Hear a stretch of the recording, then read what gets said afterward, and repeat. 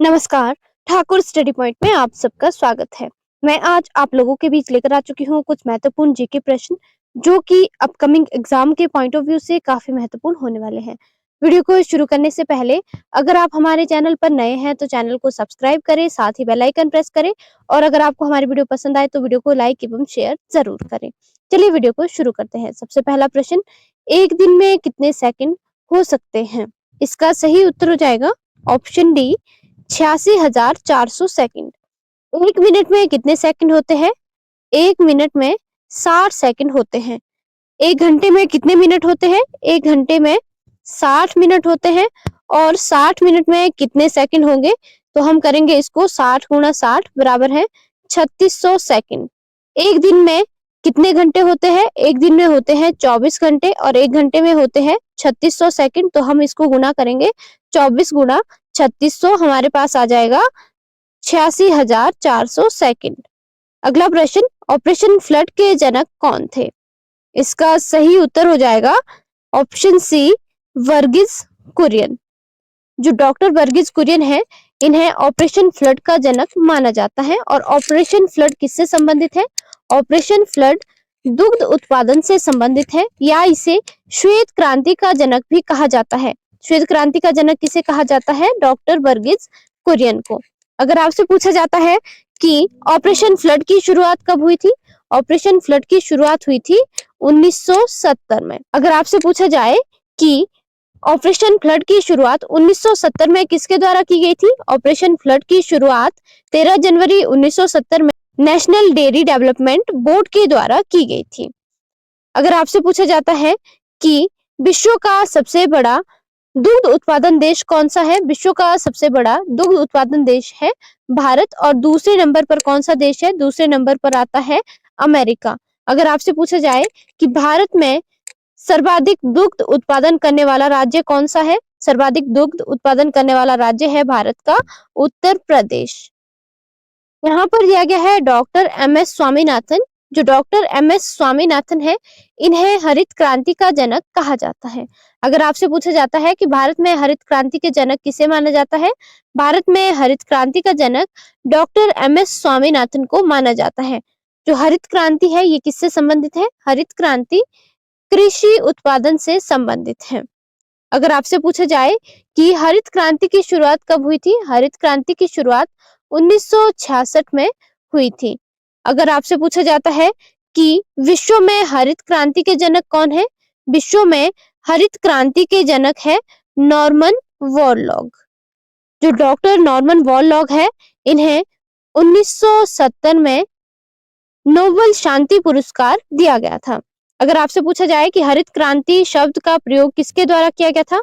हरित क्रांति शब्द का प्रयोग सर्वप्रथम 1968 में यूएसएआईडी के निर्देशक अर्थात United state agency for international development के निर्देशक विलियम गॉन्ड के द्वारा किया गया था। हरित क्रांति शब्द का प्रयोग सर्वप्रथम किसके द्वारा किया गया था? विलियम गॉन्ड के द्वारा। कब? 1968 में। अगर आपसे पूछा जाए कि भारत में हरित क्रांति की शुरुआत कौन से दशक में हुई थी? भारत में हरित क्रांति की शुरुआत 1960 के दशक में हुई थी। जो हरित क्रांति है, इसे तीसरी कृषि क्रांति के नाम से भी जाना जाता है। किस नाम से जाना जाता है? इसे तीसरी कृषि क्रांति के नाम से भी जाना जाता है। जो हरित क्रांति है, ये क्रांति खाद्य उत्पादन से संबंधित थी, जिसमें से कि विशेषकर चावल एवं गेहूं के उत्पादन में वृद्धि हुई थी।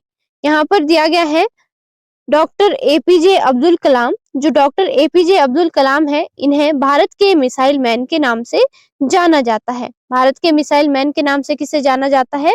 Doctor APJ Abdul Kalam.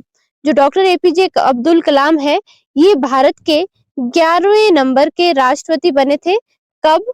2002 से 2007 तक। अगला प्रश्न, तुजुक ए बावरी किस भाषा में लिखी गई थी? इसका सही उत्तर हो जाएगा ऑप्शन सी, तुर्की भाषा में।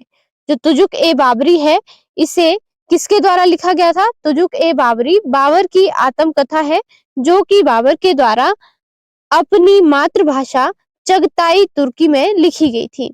किस भाषा में लिखी गई थी? ये चगताई तुर्की भाषा में लिखी गई थी और इसे तुर्की भाषा के नाम से भी जाना जाता है।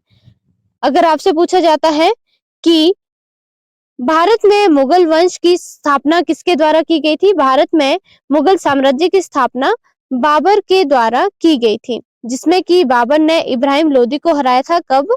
1526 ईस्वी में। अगर आपसे पूछा जाए कि बाबर की आत्मकथा को फारसी में किस नाम से जाना जाता है? बाबर की आत्मकथा को फारसी में बाबर नामा के नाम से जाना जाता है। किस नाम से जाना जाता है? बाबर नामा के नाम से जाना जाता है। अगर आपसे पूछा जाता है कि बाबरनामा का फारसी में अनुवाद किसके द्वारा किया गया था? बाबरनामा का फारसी में अनुवाद किया गया था अब्दुल रहीम खान ए खाना के द्वारा। बाबर ने तुजुक ए बाबरी में अपनी सफलताओं एवं असफलताओं का वर्णन किया था। अगला प्रश्न, कामरूप किसका पुराना नाम है?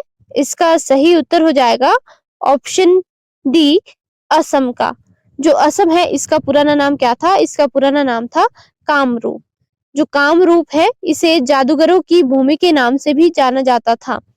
अगर आपसे पूछा जाए कि कामरूप की राजधानी कहाँ पर थी? कामरूप की राजधानी थी प्रयाग ज्योतिषपुर।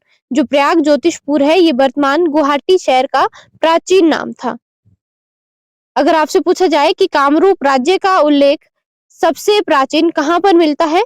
कामरूप राज्य का सबसे प्राचीन उल्लेख मिलता है इलाहाबाद में समुद्रगुप्त के शिलालेख में। कहाँ पर मिलता है इसका सबसे प्राचीन उल्लेख? इलाहाबाद समुद्रगुप्त के शिलालेख में मिलता है। अगला प्रश्न, खानवा के युद्ध में राणा सांगा को किसने पराजित किया था? इसका सही उत्तर हो जाएगा ऑप्शन बी, बाबर ने। खानवा की लड़ाई कब लड़ी गई थी? खानवा की लड़ाई 1527 में लड़ी गई थी। कहां पर ये लड़ी गई थी? राजस्थान के भरतपुर जिले के खानवा नामक गांव में। अगर आपसे पूछा जाए कि खानवा के युद्ध किसके बीच लड़ा गया था? खानवा का युद्ध बाबर एवं राणा सांगा के बीच लड़ा गया था, जिसमें कि बाबर ने राणा सांगा को हराया था। मुगल साम्राज्य का संस्थापक कौन था? मुगल साम्राज्य का संस्थापक था बाबर, जिसने कि 1526 से 1530 तक शासन किया था। बाबर ने 1526 में पानीपत की प्रथम लड़ाई में इब्राहिम लोदी को हराया था और इसने 1529 में घाघरा की लड़ाई में महमूद लोदी को हराया था। 1530 में बाबर की मृत्यु हो गई थी। इसे पहले कहां पर दफनाया गया था? बाबर को पहले आगरा में दफनाया गया था और बाद में इसे काबुल के बाग ए बाबर में फिर से दफनाया गया था। अगर आपसे पूछा जाए कि बाबर को बाद में कहां पर दफनाया गया था? बाबर को बाद में काबुल के बाग ए बाबर में दफनाया गया था। अब हम बात करेंगे दूसरे मुगल सम्राट की। दूसरा मुगल सम्राट कौन था? हुमायूं, जिसका शासनकाल 1530 से 1540 तक रहा था और बाद में 1555 से 1556 तक रहा था। अगर आपसे पूछा जाता है कि कन्नौज का युद्ध कब लड़ा गया था? कन्नौज का युद्ध 1540 में लड़ा गया था। किसके बीच? हुमायूं और शेर शाह सूरी के बीच लड़ा गया था, जिसमें कि शेर शाह सूरी ने हुमायूं को पराजित किया था। अब हम बात करेंगे तीसरे मुगल सम्राट अकबर के बारे में। जो अकबर है इसका शासनकाल 1556 से 1605 तक रहा था। अकबर ने बैरम खां की सहायता से 1556 में पानीपत की कौन सी लड़ाई लड़ी थी? इसने 1556 में पानीपत की दूसरी लड़ाई लड़ी थी, जिसमें कि इसने किसको हराया था? जिसमें कि अकबर ने हैमो को हराया था। जो अकबर है इसने 1582 में दीन ए इलाही की स्थापना की थी, जिसे ईश्वरीय आस्था या तौहीद ए इलाही भी कहा जाता है। अब हम बात करेंगे चौथे मुगल सम्राट जहांगीर के बारे में। इसका शासनकाल कब से कब तक था? इसका शासनकाल था 1605 से 1627 तक। अगर आपसे पूछा जाए कि भारत आने वाला इंग्लैंड का प्रथम राजदूत कौन था? भारत आने वाला इंग्लैंड का प्रथम राजदूत था सर थॉमस रो।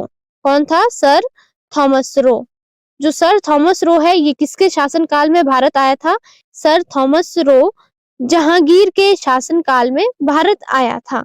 अगर आपसे पूछा जाए कि 1615 ईस्वी में सूरत पहुंचकर ब्रिटिश ईस्ट इंडिया कंपनी की स्थापना की दिशा में पहला कदम किसने उठाया था?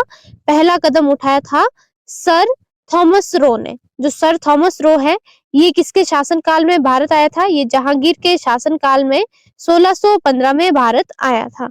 अगर मैं बात करूं मुगल की, जो मुगल है ये दो महान वंशों के वंशज माने जाते हैं, जिनमें से कि ये माता की ओर से चीन एवं मध्य एशिया के कुछ हिस्सों पर शासन करने वाले मंगोल शासक चंगेज खां के वंशज माने जाते हैं।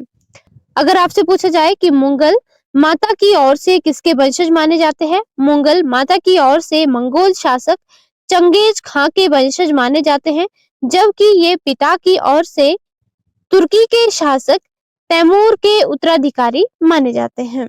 अगर आपसे पूछा जाए कि मुगलों को किस वंश पर गर्व था? मुगलों को तैमूर वंश पर गर्व था, क्योंकि उनके पूर्वजों ने 1398 में दिल्ली पर कब्जा किया था। आज के लिए इतना ही, धन्यवाद।